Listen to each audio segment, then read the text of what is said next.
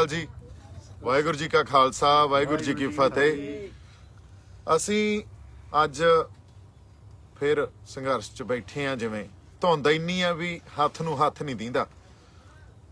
अज दी जिहड़ी मीटिंग होई आ ਉਹਦੇ बारे गलबात करते हैं। जिहड़ी साडे किसान आगू ते सरकार दी मीटिंग होई, आई थिंक 9वीं मीटिंग हुई है। 9वीं मीटिंग भी बेसट्टा रही।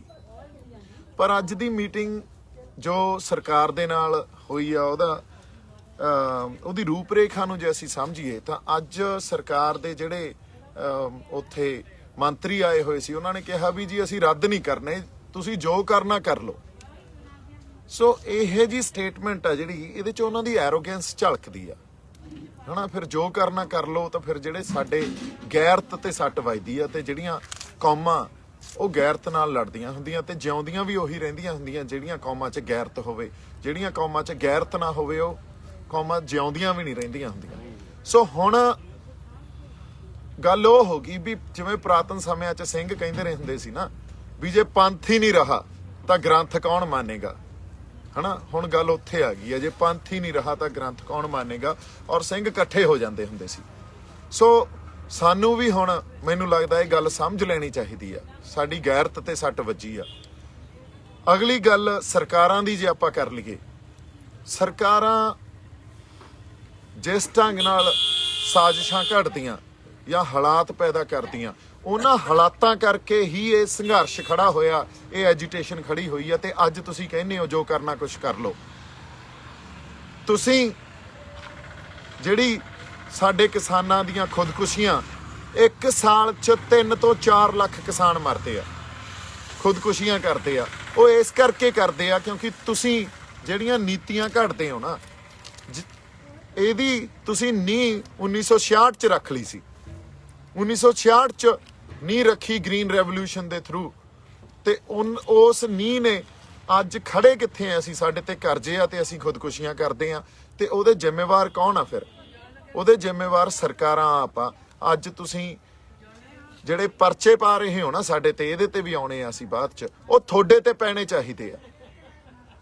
3 ਤੋਂ 4 ਲੱਖ ਕਿਸਾਨ ਮਰਦਾ, ਕਿਸਾਨਾਂ ਤੇ ਕਰਜ਼ੇ ਆ, ਉਹਨਾਂ ਦੇ ਘਰਾਂ 'ਚ ਮੈਨੂੰ ਲੱਗਦਾ ਇੱਥੋਂ ਤੱਕ ਹਾਲਤ ਆ ਵੀ ਕਿਸੇ ਨੇ ਪੈਸਾ ਵੀ ਨਹੀਂ ਦੇਖਿਆ ਹੋਊਗਾ। ਜਦੋਂ ਆੜਤੀਏ ਕੋਲੇ ਜਾਈਦਾ ਅਗਲਾ ਪਰਚੀ ਦੇ ਦਿੰਦਾ, ਅਗਲਾ ਕਹਿੰਦਾ ਫਲਾਨੇ ਥਾਂ ਤੋਂ ਜਾ ਕੇ ਕੱਪੜਾ ਲੈ ਲਾ ਜਾਂ ਫਲਾਨੇ ਥਾਂ ਤੋਂ ਜਾ ਕੇ ਸੌਦਾ ਲੈ ਲਾ। ਤੁਸੀਂ ਹਾਲਤ ਕੀ ਕੀਤੀ ਆ ਕਿਸਾਨਾਂ ਦੀ? ਇਹ ਤੁਹਾਡੀਆਂ ਸਾਜ਼ਿਸ਼ਾਂ ਕਰਕੇ ਹੋਈ ਆ।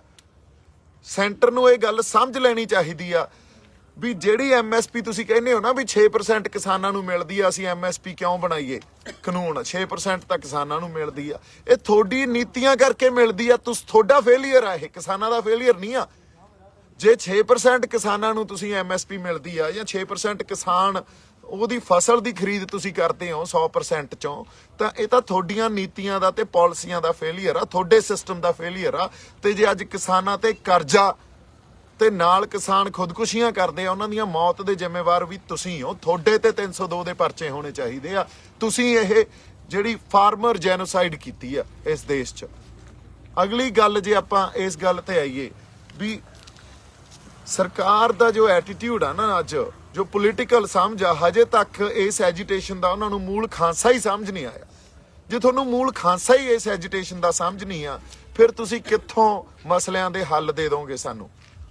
ਸਾਡੀ ਧਿਰ ਨੂੰ ਵੀ ਇਹ ਗੱਲ ਸਮਝ ਲੈਣੀ ਚਾਹੀਦੀ ਆ ਵੀ ਹੁਣ ਇਹਨਾਂ ਨੇ ਆਏ ਨਹੀਂ ਸਮਝਣਾ।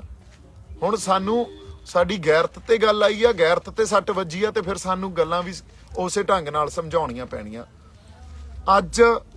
ਅੱਜ ਦੀ ਮੈਂ ਤੁਹਾਨੂੰ ਘਟਨਾ ਦੱਸਦਾ। ਅੱਜ ਇਹਨਾਂ ਨੇ ਜਿਹੜੇ ਸਾਮਣ ਭੇਜੇ ਮੇਰੇ ਬ੍ਰਦਰ ਤੇ ਵੀ UAPA ਐਕਟ ਮਨਦੀਪ ਤੇ, ਉਸ ਐਕਟ ਦੇ ਅਧੀਨ ਇਹਨਾਂ ਨੇ ਸਾਮਣ ਭੇਜੇ ਤੇ ਉਹਦੀ ਪੇਸ਼ੀ ਰੱਖੀ ਦਿੱਲੀ FIR ਦਰਜ ਆ। 15 ਦਸੰਬਰ ਦੀ ਕੋਈ FIR ਆ ਤੇ ਉਹਦੇ ਅਧੀਨ ਇਹਨਾਂ ਨੇ ਸਾਮਣ ਭੇਜੇ।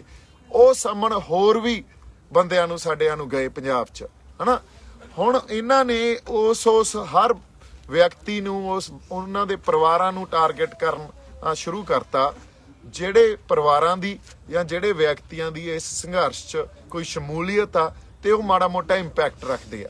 ਕਿਉਂਕਿ ਇਹਨਾਂ ਨੇ ਇਹੀ ਕਰਨਾ ਹੁੰਦਾ। ਇਹ ਜਿਹੜੇ ਪੈਂਤਰੇ ਆ ਨਾ, ਇਹ ਬੜੇ ਪੁਰਾਣੇ ਆ। ਸਾਡੇ ਪਰਿਵਾਰ ਨੇ ਤਾਂ ਬੜੇ ਇਹ ਪਹਿਲਾਂ ਦੇਖੇ ਆ, ਹੁਣ ਦੇਖ ਲਾਂਗੇ, ਉਹ ਐਡੀ ਕੋਈ ਗੱਲ ਨਹੀਂ।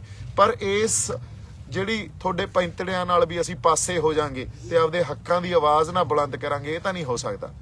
ਸੋ ਸੈਂਟਰ ਨੂੰ ਅਸੀਂ ਜਾਂ ਸਰਕਾਰ ਨੂੰ ਇਹ ਵੀ ਕਹਿ ਦਈਏ ਵੀ ਕੋਈ ਨਹੀਂ, ਹੁਣ ਜੇ ਤੁਸੀਂ ਹਾਂ ਹੀ ਚੱਲਣਾ ਫਿਰ ਭਾਜਦਿਆਂ ਨੂੰ ਵਾਹਣ ਇੱਕੋ ਜਿਹੀ ਆ, ਫਿਰ ਕੋਈ ਨਹੀਂ, ਕੱਚੇ ਹੀ ਸਹੀ। ਸਾਡੇ ਆਗੂਆਂ ਨੂੰ ਵੀ ਪਤਾ ਹੋਣਾ ਚਾਹੀਦਾ। ਹੁਣ ਮੈਂ ਕਹਿੰਦਾ 4-5 ਮੰਗਾਂ ਹੋਰ ਜੋੜੋ। ਸਭ ਤੋਂ ਪਹਿਲੀ ਗੱਲ ਤਾਂ ਇਹ ਜੋੜੋ ਵੀ ਜਿਹੜੇ ਕਿਸਾਨਾਂ ਤੇ ਕਰਜ਼ਾ ਚੜਿਆ ਉਹ ਮਾਫ ਕਰੋ। ਉਹ ਤੋਂ ਬਿਨਾਂ ਅਸੀਂ ਗੱਲ ਵੀ ਨਹੀਂ ਕਰਦੇ, ਅਗਲੀ ਮੀਟਿੰਗ ਤੇ ਵੀ ਨਹੀਂ ਆਉਂਦੇ ਜੇ ਤੁਸੀਂ ਕਿਸਾਨਾਂ ਤੇ ਜਿਹੜਾ ਚੜਿਆ ਕਰਜ਼ਾ, ਵੀ ਆਪਣੇ ਲੋਕਾਂ ਦਾ ਭਲਾ ਤਾਂ ਹੋਵੇ।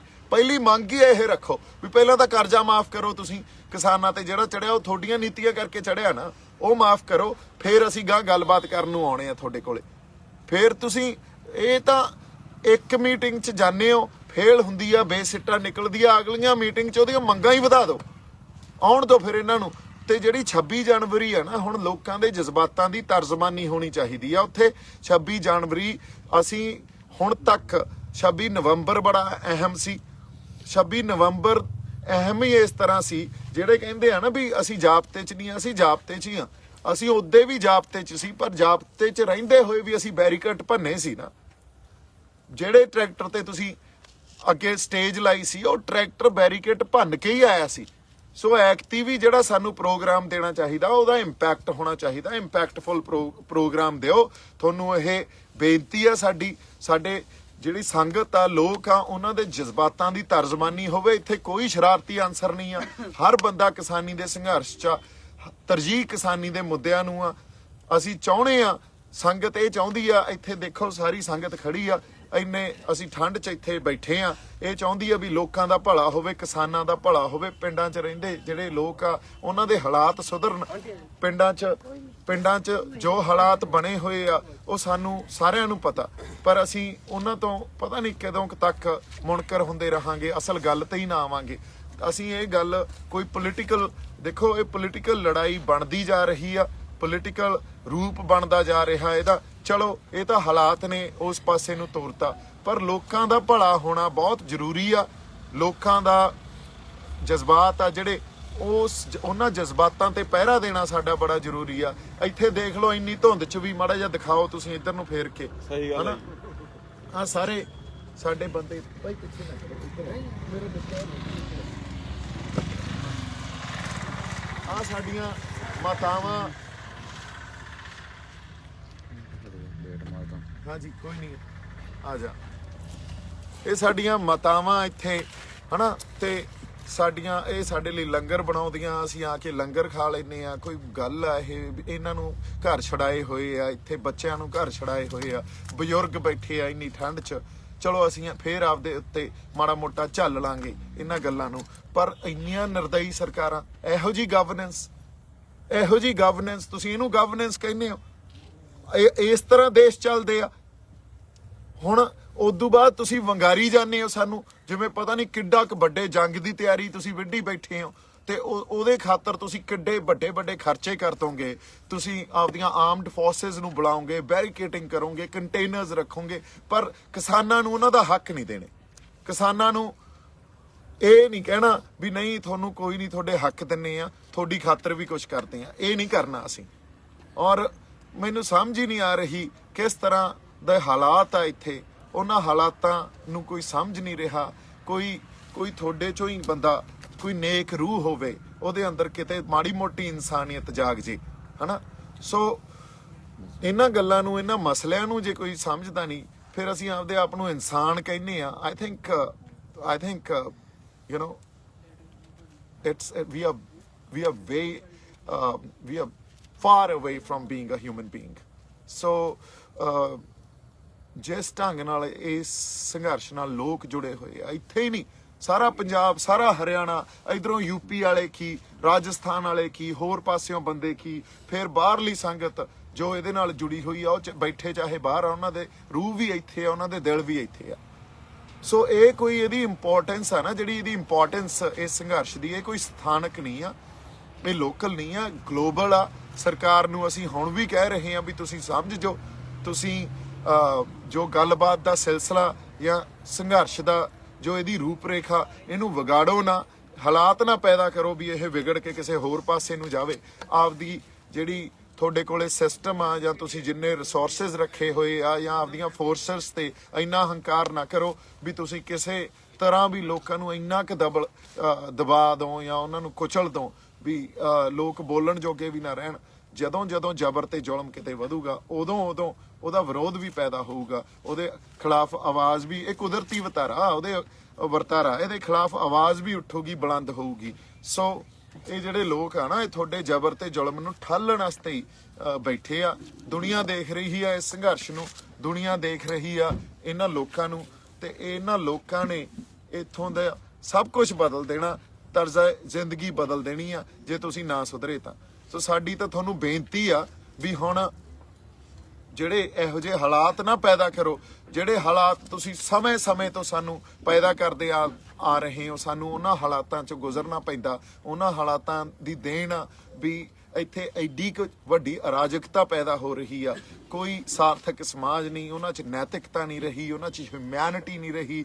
ਤੁਸੀਂ ਇਹ ਦੇਖੋ, ਜੇ ਕਿਸਾਨਾਂ 'ਚ ਇਕਨੋਮੀ ਵਾਈਜ਼ ਵੀ ਦੇਖੀਏ, ਜੇ ਕਿਸਾਨਾਂ ਕੋਲੇ ਪੈਸੇ ਹੋਣਗੇ ਤਾਂ ਉਹ ਸਮਾਨ ਖਰੀਦਣਗੇ, ਕੋਈ ਮੋਟਰਸਾਈਕਲ ਖਰੀਦੂ, ਕੋਈ ਕਾਰ ਖਰੀਦੂ, ਕੋਈ ਹੋਰ ਸਮਾਨ ਖਰੀਦਣਗੇ ਤਾਂ ਇਕਨੋਮੀ 'ਚ ਪੈਸਾ ਆਊਗਾ, ਇਕਨੋਮੀ 'ਚ ਪੈਸਾ ਆਊਗਾ ਤਾਂ ਇਕਨੋਮੀ ਪ੍ਰੋਸਪਰ ਹੋਊਗੀ। ਇਹ ਤਾਂ ਸਿੰਪਲ ਜਿਹਾ ਫਾਰਮੂਲਾ ਨਾ ਪਰ ਤੁਹਾਡੀਆਂ ਨੀਤੀਆਂ ਨਾਲ ਜਿਹੜੀ ਵੈਲਥ ਆ ਉਹ ਤੁਸੀਂ ਐਕੂਮੂਲੇਟ ਕਰ ਰਹੇ ਹੋ ਕੁਛ ਹੀ ਹੱਥਾਂ 'ਚ, ਕੁਛ ਲੋਕਾਂ ਤੱਕ ਹੀ ਵੈਲਥ ਰਹਿ ਜਾਂਦੀ ਆ, ਬਾਕੀ ਤਾਂ ਹੈਂਡ ਟੂ ਮਾਊਥ ਆ। ਜੇ ਜਿਉਂ ਰਹੇ ਆ ਤਾਂ ਜਿਉਂ ਰਹੇ ਆ, ਉਹ ਬਸ ਉਸ ਢੰਗ ਨਾਲ ਹੀ ਜਿਉਂਦੇ ਰਹਿਣ। ਉਹਨਾਂ ਦੀ ਤੁਸੀਂ ਜਿਵੇਂ ਜਿਉਣਾ ਕਿਵੇਂ ਆ, ਉਹਨਾਂ ਨੇ ਰਹਿਣਾ ਕਿਵੇਂ ਆ, ਖਾਣਾ ਕੀ ਆ, ਪਹਿਨਣਾ ਕੀ ਆ, ਇਹ ਵੀ ਪਰਿਭਾਸ਼ਿਤ ਤੁਸੀਂ ਕਰਨ ਲੱਗ ਗਏ। ਉਹ ਹੈ ਕੌਣ ਲੋਕ, ਇਹ ਵੀ ਪਰਿਭਾਸ਼ਿਤ ਤੁਸੀਂ ਕਰਨ ਲੱਗ ਗਏ। ਐਂ ਤਾਂ ਨਹੀਂ ਚੱਲਦਾ ਹੁੰਦਾ।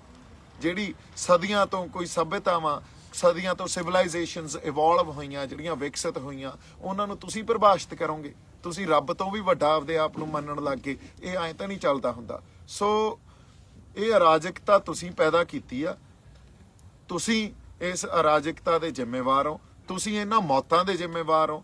ਤੁਹਾਡੇ ਤੇ ਪਰਚੇ ਪੈਣੇ ਚਾਹੀਦੇ ਆ, UAPA ਵੀ ਤੁਹਾਡੇ ਤੇ ਪੈਣਾ ਚਾਹੀਦਾ। ਤੁਸੀਂ ਤਾਂ ਇਸ ਦੇਸ਼ ਦੇ ਹੱਕ 'ਚ ਨਹੀਂ ਕਰ ਰਹੇ ਜੋ ਕਰ ਰਹੇ ਹੋ।